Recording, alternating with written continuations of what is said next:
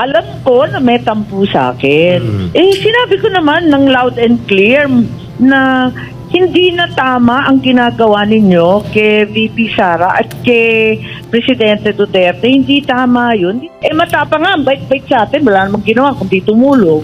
Nakipag-alyado, kaya nakabalik. Ano pang gusto mo? Ba't natin inaaway ang hindi nakikipag-away? Correct. Nagalit sa akin. Bakit daw ganon? Mas Duterte pa daw ako kesa sa Marcos. Sa loob-loob ko, hindi ka naman Marcos. Hello. Yun mga boss, mula noon nga at hanggang ngayon ay hindi nagbago itong si Senator Amy Marcos mga boss, no? Dahil si Senator Amy Marcos ay malapit or kaibigan niya ang mga Duterte mga boss. So si Senator Amy sa ngayon ay ipinagtatanggol itong pamilya Marcos, lalo na dito sa kanyang pinsan na si Speaker Martin Romualdez na sinasabing sinisiraan umano ang mga pamilyang Duterte. Bakit naman sinisiraan? Hindi naman sila nakikipag-away. So, papapabilib ko na lang dito kay si Senator Amy Marcos. At alam naman natin na mula noon pa kay Tatay Digong na congressman pa lang sila ay magkakampi or magkaibigan na itong si Senator Amy Marcos at ang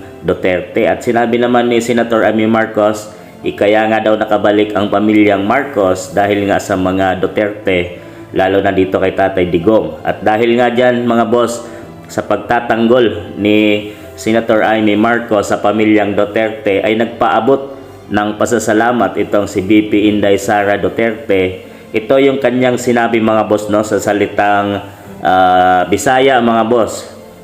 Daghang salamat Senator Amy Marcos sa imong suporta kanako among pamilya sa mga Dabawenyo o katibuok nga syudad sa Davao. Prinsipyo lang ang meron kami, wala nang iba. May isang salita para sa kapakanan ng bayan. Ito lang ang may pagmamalaki namin.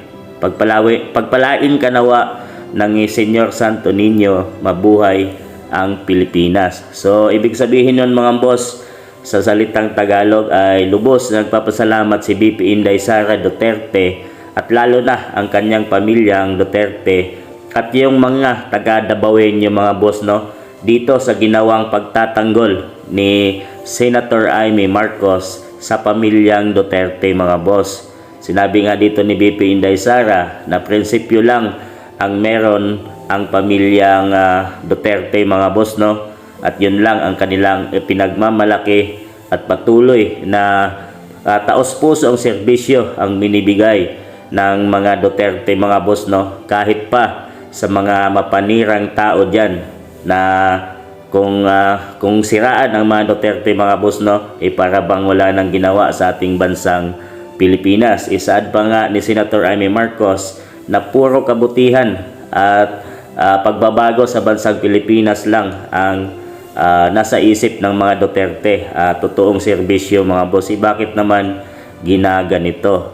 Maniwala kayo't hindi mga boss, mula pa kay Tatay Digong ay wala siyang ginawa 6 years para lang sa kapakanan ng ating bansang Pilipinas. At lalo na itong si VP Inday Sara Duterte ngayon bilang Vice President at DepEd Secretary mga boss. At kahit pa sinisiraan na siya ay patuloy lang na nagsiservisyo at nagtatrabaho.